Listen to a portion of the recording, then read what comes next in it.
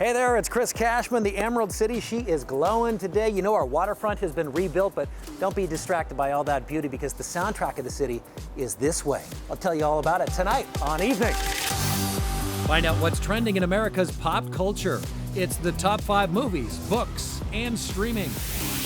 I'm St. Brian in Seattle, taking you inside a historic church where you will find an unforgettable private home for sale.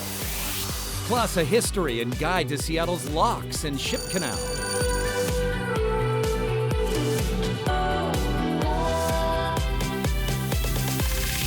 And good evening from an epic location here tonight. Since 1988, Sub Pop Records has been an iconic symbol of Seattle and one of the loudest ways to celebrate the city as well. And guess what? Timing is everything. They've got a new shop here. We're just off of Alaskan Way, right directly across from the ferry terminals, just downwind from Ivar's legendary chowder, now open, and the captain is ready to give us a tour. It's basically, the biggest label in Seattle. Usually I just say Nirvana.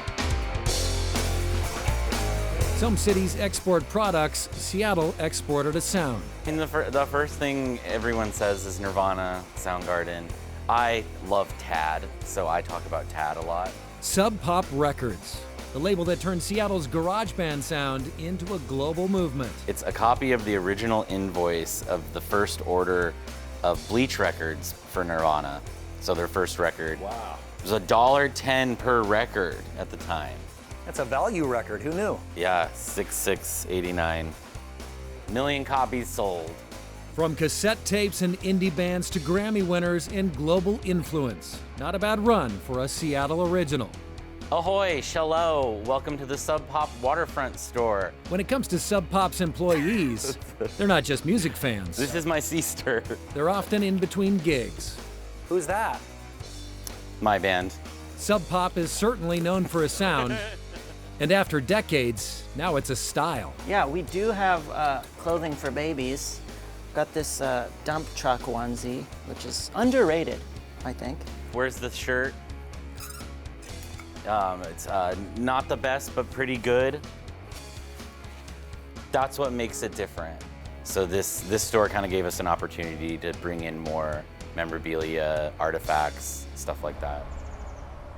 Incredible merch. Come check out Sub Pop Waterfront. They are open every day, 10 to 6. All right, cast your mind. What would it be like to live inside a historic church?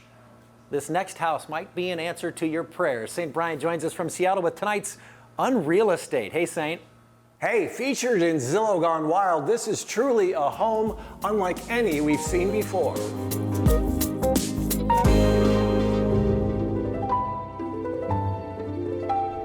From the outside, it still looks like the First Church of Christ Scientist, a historic landmark built in 1906.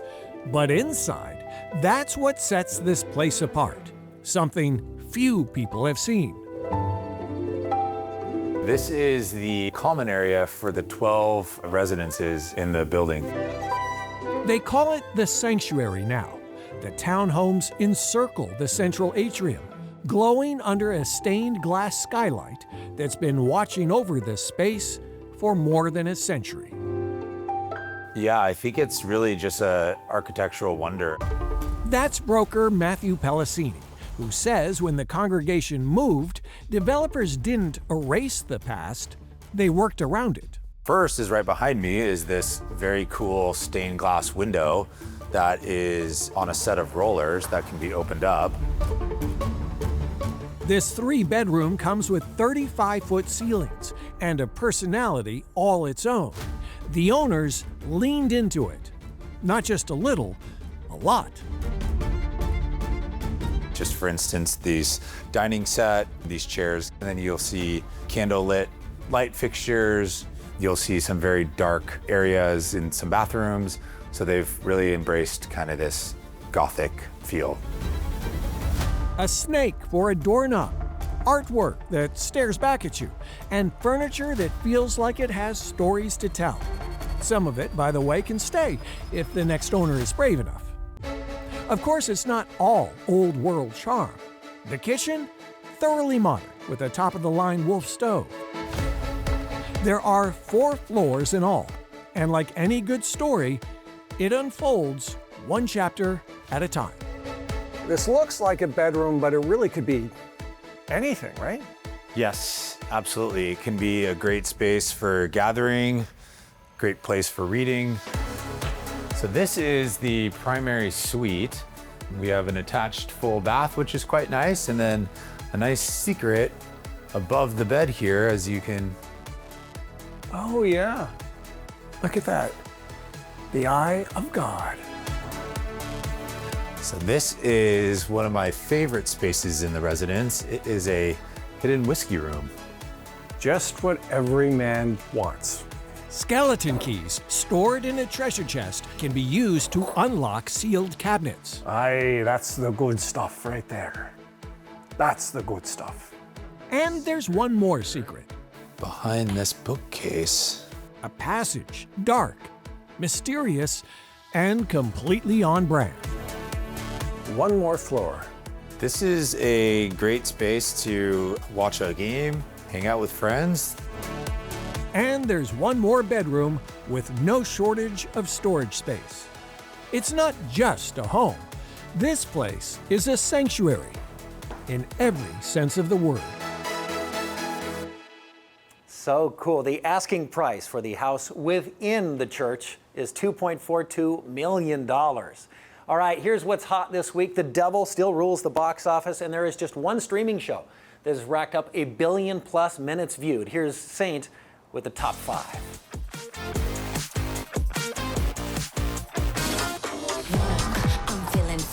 At the box office this week, high fashion narrowly beat high kicks, with The Devil Wears Prada 2 strutting to #1 for a second week in a row.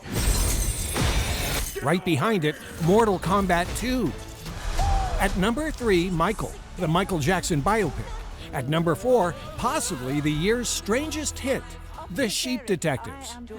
Actor Nicholas Braun, who plays a dim-witted cop, says he had to stop eating lamb after he finished the film. And rounding out the top 5, the Billie Eilish concert film Hit Me Hard and Soft. My name is Natalie Heller Mills, and I was perfect at being alive.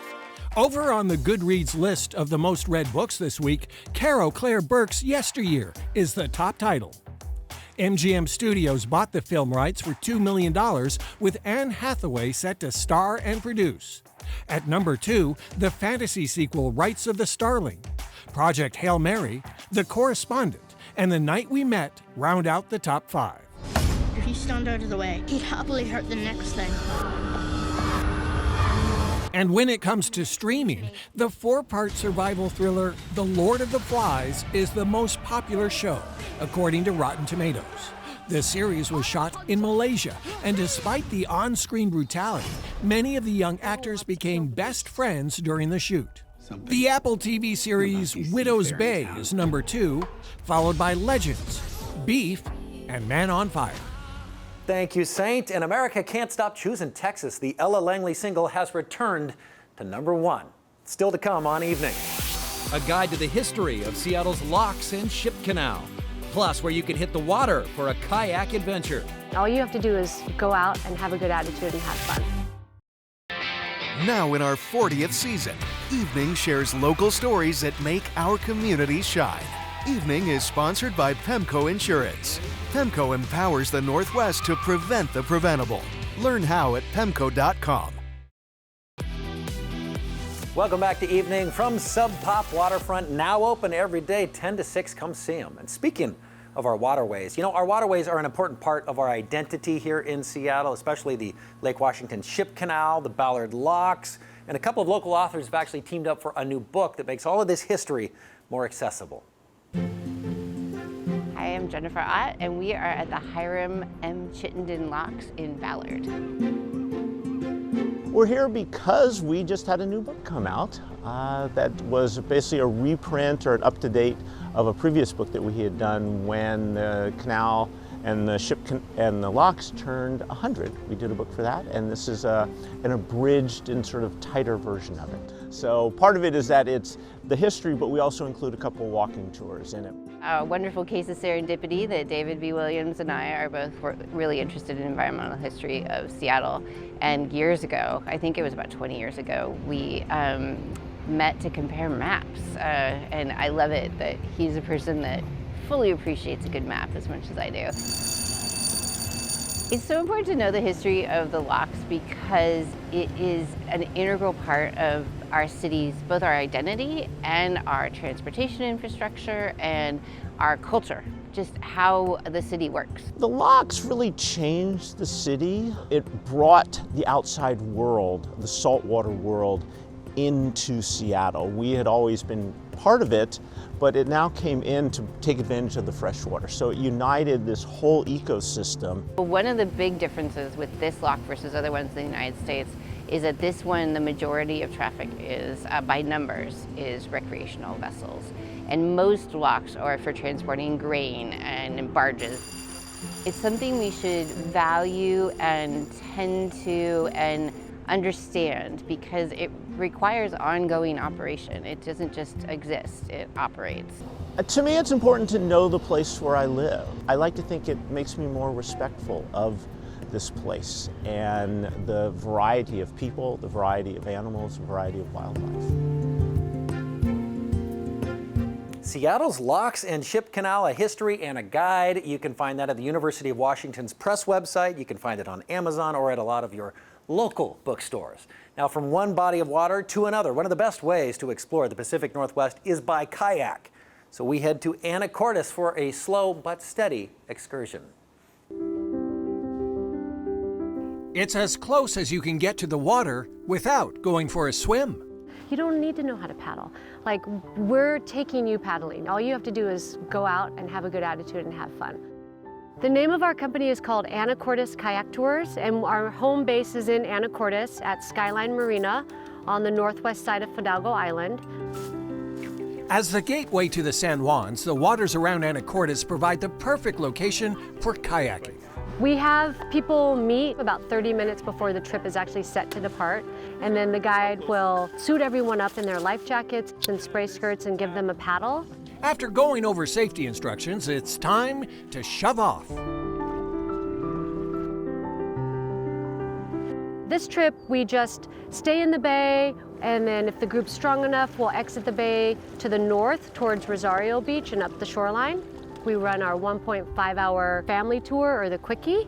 And so this is a great trip for people with young children or older folks who want to get out on the water. You don't need to have any skills at all. The guide will give you enough information so that you can enjoy your hour-and-a-half trip, 3-hour trip, 5-hour trip. Sea kayaks draw very little water, so we can get right up next to the shoreline and investigate the intertidal zone. Some fresh bull kelp. We'll try that. Tell me what you think about it. I just tell people that every trip is unique and that I can't guarantee, obviously, any wildlife, but if you come out here, you have opportunity to see all kinds of creatures. We just wanted to be able to provide inexpensive ways for people to get out on the water and do something that they don't normally do. Because it's something to do outside. It's a gift that they're giving themselves and their friends that doesn't collect dust, and they can move their body and they're creating memories. Yeah. Anacortes Kayak Tours also offers overnight excursions on the San Juan Islands. Up next. There's no lacrosse without native lacrosse. Meet a man on a mission to reconnect Native youth with an ancient sport. Got it, need it, want it. Ooh, hey, welcome back. Caught me shopping here at Sub Pop Waterfront, now open every day, 10 to 6. Let's focus on sports for a moment, specifically lacrosse. A lot of people believe it was invented by some prep school in Connecticut, or maybe you heard it was a fancy private college in the Mid-Atlantics. Well, a Tacoma man is setting the record straight with the goal of getting hundreds of Native kids involved in America's oldest sport. Yeah, let's go, let's go, let's go! Girls whose ancestry dates back many centuries before the founding fathers were born Nice! are learning to play a sacred sport known as the Creator's Game. There's no lacrosse without native lacrosse. Sport doesn't exist without us. So this is your game, it belongs to you. J.D. Elquist, a member of Alaska's Aleut tribe, is on a mission to reconnect Native youth to a sport invented nearly 1,000 years ago by the Haudenosaunee tribe in what is now New York State. It's a spiritual thing, and there's a belief in the Haudenosaunee culture that when you play lacrosse, that you're playing to entertain creator, right? So that's why it's called Creator's Game. In the 19th century, a Canadian dentist named William George Beers decided to modernize the sport and its rules. One of those rules was that no Native American could play for a white team. To counteract such historic exclusion, JD's clinic introduces Native girls to lacrosse with free t-shirts and lacrosse sticks. We'll start with a smudging ceremony, right, where we light sage and we kind of get in a good way, in a good mindset, and we go out here and we teach the game and we play the game. You gotta take care of the ball, you gotta take care of it. Olivia Bean Johnston, a member of the Snoqualmie tribe, is one of the coaches. You don't have to be a certain person, height, creed, you can play. It's everybody's game, and it's a game that just kind of, I think, is fueled by passion overall. There's no shortage of passion on this playing field. Ready, Yo-Yo? Even 4-year-old Aponi won't stop until she gets the ball in the pocket. That was something that was new to me, just to see her patience and, scooping up the ball was a moment to see, wow, this is something that she can do on her own, and she did not give up. The hope is to soon field a traveling team of all Native girls. And that's what today's about, right? It's about introducing the game, getting them to fall in love with it so they can see themselves in the sport and have the opportunities to continue to play at a high level. And to take pride in a sport that was created for them. So cool. PNW Native Lacrosse does hold clinics from time to time. You can keep up with their happenings on their Facebook page or their website. Still to come on Evening. The Whidbey Island bagpiper keeping an ancient tradition alive.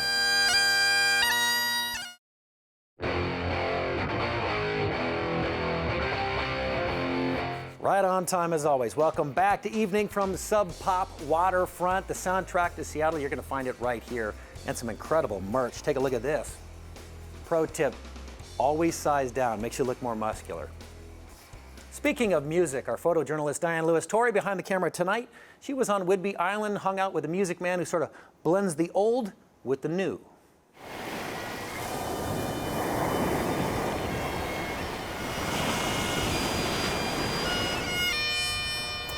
We're in Coopville, Washington on Whidbey Island.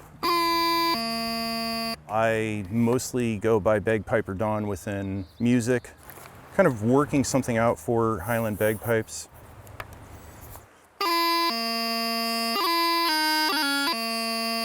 My most recent book is called The Shanty Piper. So far as I know, it is the first book of sea shanties arranged for Scottish bagpipes, let alone any kind of bagpipes in the world. It's mostly sea shanties, nautical or maritime music overall. I included some of my own tunes, which means some kind of A there.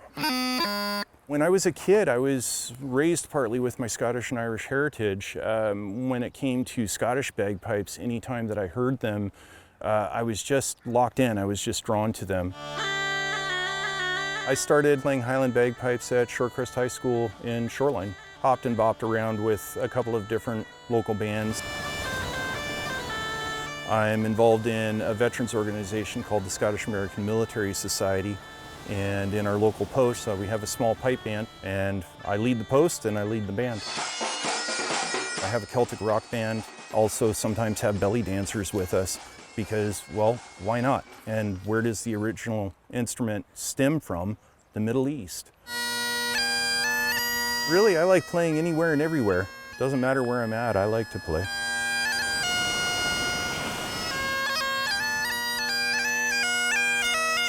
Sea shanties captured me in an interesting way. The melodies are actually very simple. They can be very sensitive. They have a lot of depth and expression. So I wanted to further express that and capture that. By all means, we need to preserve the past, but we also need to live in today and go ahead and experiment and do some innovating. So So keep the old alive, bring out the new.